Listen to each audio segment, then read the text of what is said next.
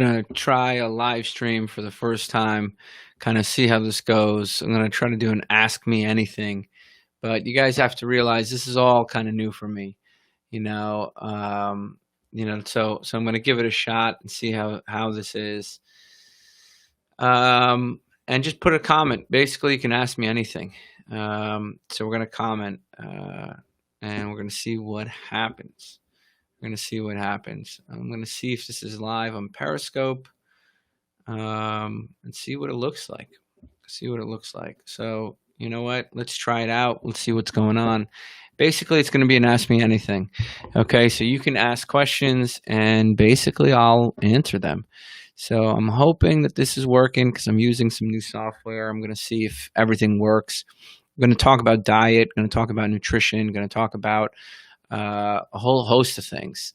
And basically it's just an impromptu Ask Me Anything where you can just ask questions. Okay. All right. So the first question we have here from Qatar Nayar, I don't know if I got that right, is a low carbohydrate, high fat diet possible for vegetarians? Well, first of all, it matters what you mean by vegetarians. Okay. So we have to be really very careful what we say here when we're saying, vegetarians. Does that mean somebody who eats eggs and who eats fish? And absolutely, if you eat eggs and fish or yogurt, eggs and fish, it is supremely possible to do low carb. And a diet will typically look like a lot of, eggs, fish, Greek yogurt, fermented cheese, absolutely, and dairy. Now, if somebody is a very strict vegetarian and they don't do any eggs and dairy, or if they're more towards the plant-based vegan side, right, then it becomes a little bit harder. Okay, it becomes a little bit harder, but it's still possible. Do a lot of tempeh, natto, tofu, and stuff like that. So yes, it is possible to do low carb. I say low carb. I've shied away from saying low carb, high fat because it doesn't necessarily have to be high fat. So yeah, low carb is possible with vegetarian eating. So I hope that answers your question. All right, guys. So feel free to answer questions. Hello from Athens, Greece. No, I don't know what wellness weavers are, so don't know about that. So, but go ahead. You can ask me anything. I'm going to try to respond. And feel free to ask me anything. Put my time to use, guys. So the more questions I get, the more I'll be able to help out, the more I'll be able to respond. So put me to use, guys. Okay, let's see. All right, 4 weeks in after just listening to Low Carb MD was 267, but stuck at 243. Man, you're only 4 weeks in and you've lost 20 pounds? Come on, man. All right, Nelson Price. So none of this is medical advice, but let me just tell you, you've lost 20 pounds in 4 weeks. So you're doing pretty damn good. You're doing pretty damn good, I'd say. Okay. When is the last time you ate carbs? Jeff Paull, what is a carb for you? Okay, what is a carb for you? So let me know. Okay, and then this way I can help you out. Okay, so let me know what a carb is because I have vegetables and low carb fruit very often. Katie from Texas, what's up? Okay, let's see. Why do women have a harder time losing weight in the beginning? I'll tell you why. Okay, it's a great question, Dr. Zawari. Very good question. Okay, very excellent question, very poignant question. Why do women have it tougher? And you know who has it tougher, actually? Postmenopausal women have it the toughest. And I'll tell you why. This is a great question. One, they're usually very petite. Two, okay, they are, so the question is why do women, particularly postmenopausal women, have it the toughest? So they're petite. Okay, so right off the bat, they have a lower lean body mass, lower metabolic needs, so their metabolism is lower than their male counterparts. Okay, so they are basically going to have lower metabolism than their counterparts just because they're more petite. And on top of that, when they lose the estrogen and testosterone, of seen when they're menstruating, when their ovaries kind of give out, when they become postmenopausal, their resting metabolic rate and lean mass drops even more. Okay, so what happens is their diet, the diet, right, the effect of diet is just much harder. If you were burning 1,800 calories a day in your youth, and now you're burning, 1,400 or 1,300 calories a day, your units of energy, because you're postmenopausal, you're older, your lean mass has dropped. Okay, that's that's like a 500 calorie drop, right? And on top of that, women tend to be, and this is, is an overgeneralization, they tend to be chronic dieters. So they've probably tried caloric restriction again and again, and we know from Kevin Hall's studies that caloric restriction, what it does is it lowers their energy expenditure, their resting energy expenditure, and their expenditure. So their metabolism is literally slowed down. Okay, so women, and particularly postmenopausal women, have it the hardest. So you have to realize some of these things that we do with women, particularly postmenopausal women, is we just emphasize the fact that it's going to be slow and steady. Okay, this is a long game. Okay, so this is an excellent question. All right, this is an excellent question. Okay, so thank you for bringing that up. It is harder for women in the beginning to lose weight. Okay, it is harder. Okay, and what vegetables do you recommend? All right, this is a great question here from Charlene Torkan. I love eating meat a lot, chicken and eggs. I don't. So what vegetables do I? Zucchini has more potassium, okay, than a banana per calorie. Okay, zucchini has more potassium. Peppers have more vitamin C than an orange per calorie. So there are some fruits and vegetables that I recommend. Okay, avocados, ton of magnesium, right? Great, great source of omega-3. All right, so I hope that answers your question. All right, let's see what we have here. Okay, hi, Lynne. Hi, Lynne Cary. Okay, what do I think of Kevin Hall's new study? Okay, this is a great question. Kevin Hall's he did a great study. He basically took two groups of people. Okay, he said, one, we're going to give you a animal-based, low-carb, high-fat diet. And then the other group, okay, he said, we're going to give you a plant-based diet, okay?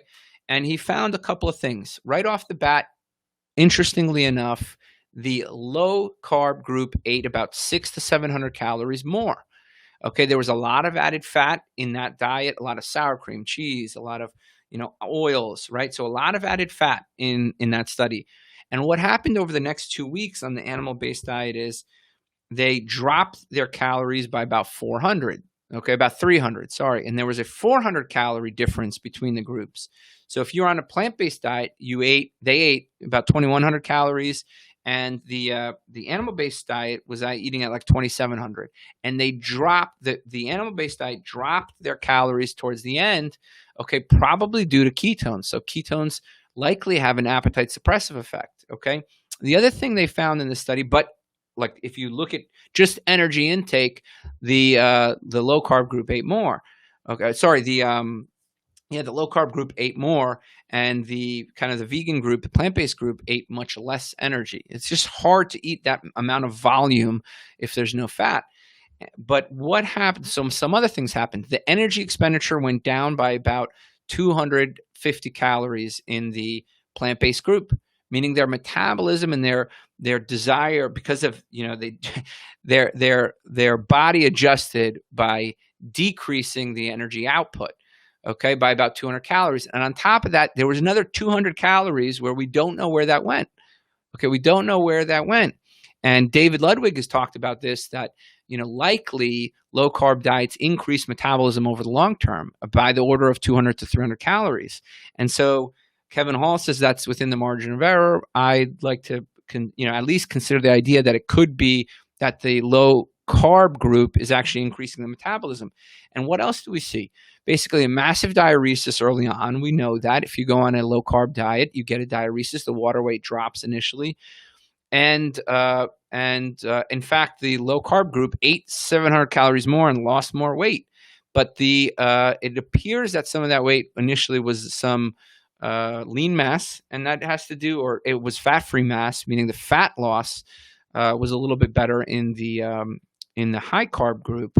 So it's just interesting findings, interesting stuff. But it's a 2-week study. They didn't even get through adaptation. So it's all interesting stuff, but not anything that I thought said so much The one thing I think low-carb dieters can take away from that study is that added fats, it's easy to go high on calories. It's easy to go high on energy when you're adding fat. So early on in a low-carb diet, you may not lose weight because it's very easy to eat a lot of exogenous fat. At some point, like 3 weeks, 4 weeks, 5 weeks, 6 weeks in, when your appetite starts to suppress, you may want to reevaluate the role of added fats, right? I'm not saying go low fat, but like, look, if you're eating a salmon, do you really need to add butter to it and, mayo or whatever you're going to put onto it?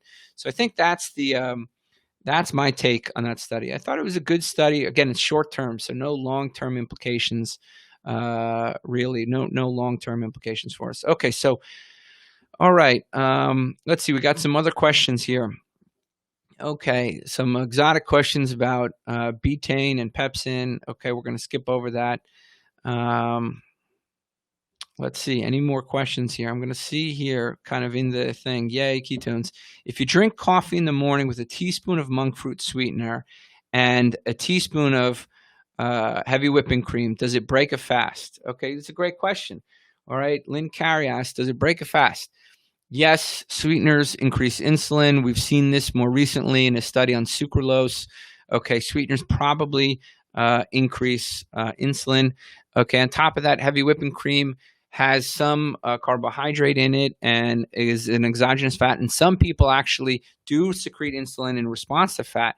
So I tell people, if you want to fast, drink coffee. Just drink coffee and use that as a fasting aid. No heavy whipping cream, no sweetener. You don't have to do it all of a sudden. You can just titrate down slowly. Okay, you can titrate down slowly. So this is a great question about any particular diet for hypothyroid patients, Hashimoto patients, especially talking about autoimmune disease. Not really. No diet has been studied. We didn't take Hashimoto's patients and randomize them. So it's just, I would have patients experiment different diets, see what works for them personally. This is not medical advice, but no, I haven't seen any studies. Okay. That show if Hashimoto's specifically has one issue. Okay, here we go. Since we know obesity and poor diet can cause inflammation and disease of the oral cavity, such as gingivitis. Okay, that's a long question here. Basically, it's asking, is there any evidence that there's, a role for preventing oral health, promoting oral health by going low carb? I suspect so. Definitely there's correlation data, association data that high sugar diets worsen dental health. So absolutely. Okay. Let's see. Okay. So Dr. Baker did that sample menu of Hall's study, didn't really show that the quality of fat may not have been. No, honestly, I thought the quality of the fat was fine. Okay, the sample menus were fine in my opinion. It was meat, fish, chicken, eggs, heavy whipping cream, a lot of dairy fat. That's what it was, a lot of dairy fat. Okay, I mean there was some. I thought it was fair. I thought the diet was fair. Just a lot of added fat. I don't think people sit there and add that much sour cream and guacamole and cheese. I mean, there was a lot of added fat. Okay, so I thought it was a fair. It wasn't terrible. I mean, it's not the type of diet we use, but it was a much more high fat. We don't focus on such high fats. So yeah, I thought it was fair. Okay, here we go. From Anya, I hope I got that right. Okay, my cycle was regular. However, I started having some changes. So this is a question about cycle changes. So I'm not going to, again, this is not medical advice, but the question is, I've noticed that my cycle has changed. Okay. Whenever you lose weight, guys, you can change your cycle. So you have to be very careful, even hair loss. Okay. When you drop your energy enough, the body's going to respond.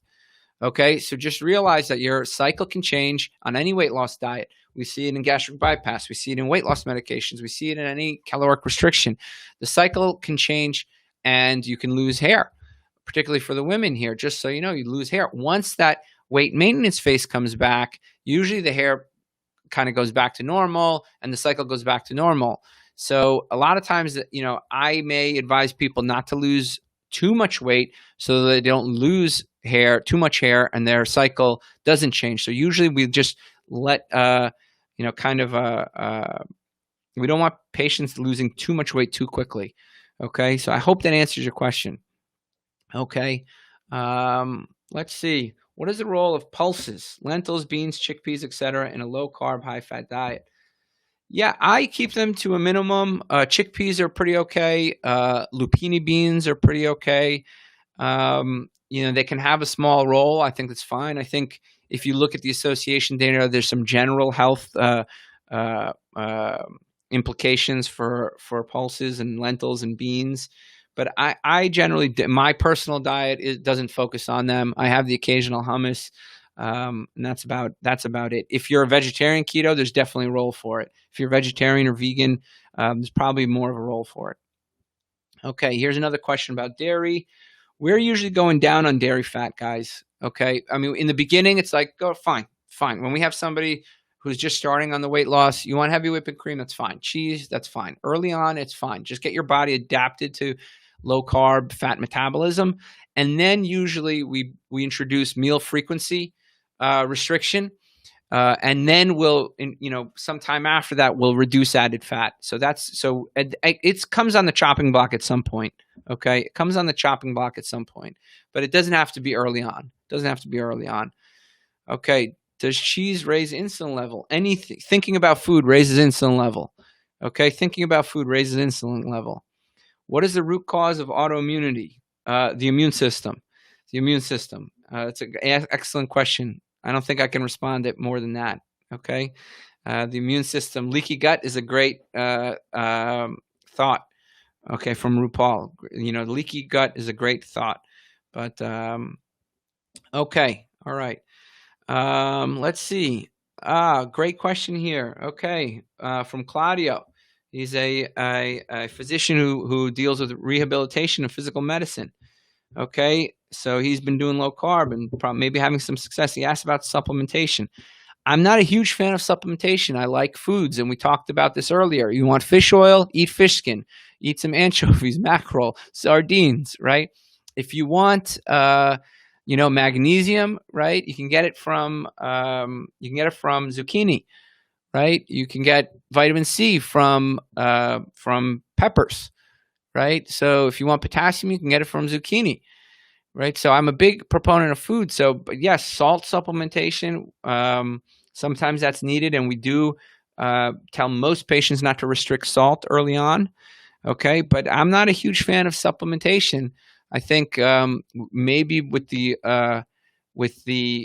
exception of salt, we tell people to mainly, unless there's if we know they're a salt responder, we may not, but we really tell people to limit, to try to get what they need supplement-wise from their diet. Okay, so I hope that helps. Okay, vitamin D, yeah, we see it. So the question is, what about vitamin D? Yes, we do recommend some vitamin D on occasion, but we see it go as metabolic syndrome improves and as the diet includes good fats. We've seen that the vitamin D goes up on its own. So we just track it. Okay, we just track it. So that's typically what we do. Okay, we track it. All right. Another question here about elevated LDL and low carb. This is a topic that deserves its own time. Okay, this is a topic that deserves a lot of time. All right. So right now I'm going to tell you, most people initially losing weight who are obese and kind of diabetic and are going low carb, their LDL will actually drop. About 2/3 the LDL will drop. Okay. And then when you hit a certain point of either leanness or meal frequency, that LDL goes up. And it has to do a lot with how the body transports energy, more so than meat per se, to the point where we have described now several patients who have taken LDLs as high as 700, and we're able to bring them down to under 200 with some dietary modifications by increasing meal frequency, slightly increasing carbohydrate intake, or periodizing carbs to exercise. So it's a very complicated topic, LDL and low carb, but maybe we'll address it more on its own, because we can go into this for an hour. Okay, somebody asked about vitamin K. Go for it. Vitamin K2, go for it. Not medical advice, but yeah, we do from time to time kind of do that and recommend that. Particularly if there's a calcium score that's high, we may recommend it. But again, it's not a lot of credible evidence for that. Again, this is not medical advice for anybody specifically. I'm just talking generally. What makes our immune system attack our own tissue? It's our immune system, and somehow it gets primed against our own cells. We don't really know exactly how. We don't really know exactly how. It could be we have some evidence that there's viral pathogens that are so close. For example, like influenza virus. There's reports of people getting Guillain-Barré after that, right? Where they get this autoimmune condition after being exposed to a virus, right? So there's a lot of different things that can cause your immune system to attack itself. And the ones that we have more clearly described are, for example, like Campylobacter, infectious diarrhea. You can develop a response to this can attack your own cells. So, and we see this with other viruses. There seems to be some viral prodromes to other autoimmune conditions. And in terms of the pathophysiology, it kind of depends on each condition. But yeah, absolutely. This is what happens, and the root cause is, I think, multifactorial, and largely unknown, at least to me. Alex Varghese, we got a great question. Alex, okay, I haven't been at the gym since it closed. Doing online workouts and walking around the blocks doesn't really get me a full workout. Let's see. Just eating fatty foods. What recommendations would I make? Okay, so going back on a diet. So it's this question that Alex Varghese here he's basically asking, what do you do? I'm in healthcare. I'm inundated with crap food in the hospitals and the nursing homes, and I'm not exercising as much as I used to. What do I do? Usually when we're, again, this is not medical advice, but when we're getting somebody started, we start by lowering the carbohydrates. Okay, we let them do that for several weeks. We try to get it as low as possible, replace the foods that they can't restrict. Okay. And then what we do is we have them decrease meal frequency next. Okay. That's what we do. We have them decrease their meal frequency next. Okay. And then it depends on what they're looking for. We can either increase exercise, maybe decrease fat intake, maybe do extended fast. Then it depends on the goals, right? And what the results are. Most people just do fine on lowering their carbs and eating real food and decreasing their meal frequency. Alcohol, I think alcoholism is dangerous for everybody. So the question here is alcoholism dangerous for a low carb? Yes, because you can get alcoholic ketoacidosis, but it's dangerous for everybody. You can get it, on any diet. What's your take on meal frequency? Probably for majority of the population is to decrease their meal frequency. Oh, my good friend here, who's got a great ebook. Okay. Stalls and weight loss for patients can last for months and is normal. Elaborate. Okay. A lot of times we don't focus on weight loss. Weight loss is a lagging indicator. And a lot of times we'll focus on appetite and overall wellness in the beginning. That has to be the goal. Okay. So we really focus on appetite suppression. So what comes from appetite suppression? Weight loss is a result of it. So we don't focus on weight loss necessarily as a first goal. We know it's a goal for most people, but the relationship with food can be complicated. Being able to restrict certain foods can be complicated. And we generally focus on overall health and appetite suppression first.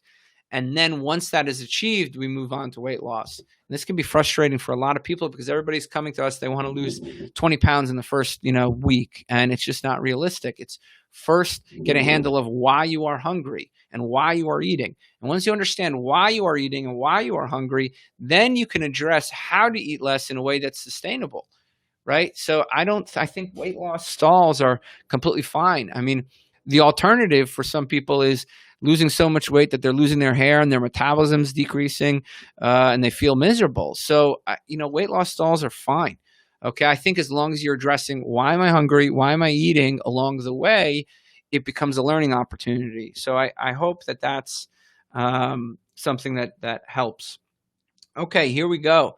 Oh, yes, one of my favorite people, okay, health coach Amy. Okay, Amy here has lost over 180 pounds, and she asks, what is a reasonable amount of weight to lose per week? Okay, half a pound to a pound a week. That's our target usually, half a pound to a pound a week. Okay, which comes out to about 2 to 4 pounds a month. Okay, 2 to 4 pounds a month. All right, so I hope that that's helpful. Amy, so happy to see you here. Okay, all right, let's see what else we got here. We got somebody. So this is a question about ACE certification. We're going to skip that one. Somebody who's had a Roux-en-Y bypass can't eat a lot at one time. How does that fit in with time-restricted feeding and intermittent fasts? So Roux-en-Y bypass, this is a can of worms because you have absorption issues. Malabsorption is huge, so getting vitamins is important. You know, biggest thing that we see in Roux-en-Y bypass patients is one, making sure the vitamins intake is high. Okay, so they get their nutrient needs too, because malabsorption happens and malnutrition happens. And then time-restricted feeding can become an issue, but generally we find over time that the amount Roux-en-Y bypass patients can eat and the sitting increases. Okay, it's a challenging question, and it needs consideration, right? So it has to be what the patient can tolerate, right? So yeah, time-restricted feeding presents some challenges when you're physically limited on how much you can eat in one sitting. So it's tough, and you have to go case by case with what a patient can do. Okay, but the biggest thing is getting nutrients. Okay, after bariatric surgery, particularly a malabsorptive bariatric surgery. Okay, it's a big deal. Okay, here's a question about checking ketones. We check the same time every day. That's it. Just check the same time. I mean, you don't have to check it every day. We check in the beginning. We don't even check for weeks. And then just in the morning, I mean, every now and then, just to make sure you're low carb enough or intermittent fasting enough. We don't really go crazy on ketone checking, but we check the same time. So you have a good, reasonable comparison.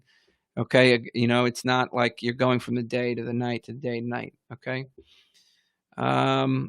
Here, cream and coffee, dairy in general. Why avoid if it's keto? This is a great question. If you're doing fine, don't avoid it. If you're weight loss stalling, it's something that we generally look to change. Great question from health coach Amy. Okay, lost 180 pounds. She's just an amazing, amazing person. Okay, so here we go. We have another question. What marker has the strongest relationship with overall health?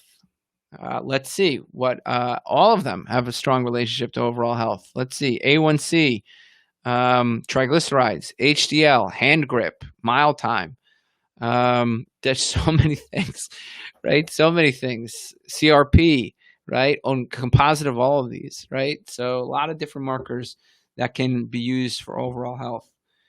All right. Yeah, okay, perfect. I'm starting to hate the phrase weight loss. Cut off your legs, plenty of weight. Yes. So weight loss does not mean health. Weight loss does not mean health. That's absolutely right. That's absolutely right. Okay, that's absolutely right. Weight loss does not mean health. Okay, guys, I'm going to call it quits now. All right, we've been on for a bit. Okay, and I'm going to call it quits. I'm testing out some new software here for streaming.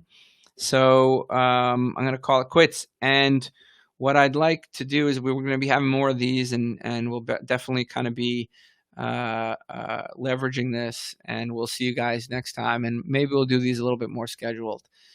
All right, guys, thanks for joining. Okay.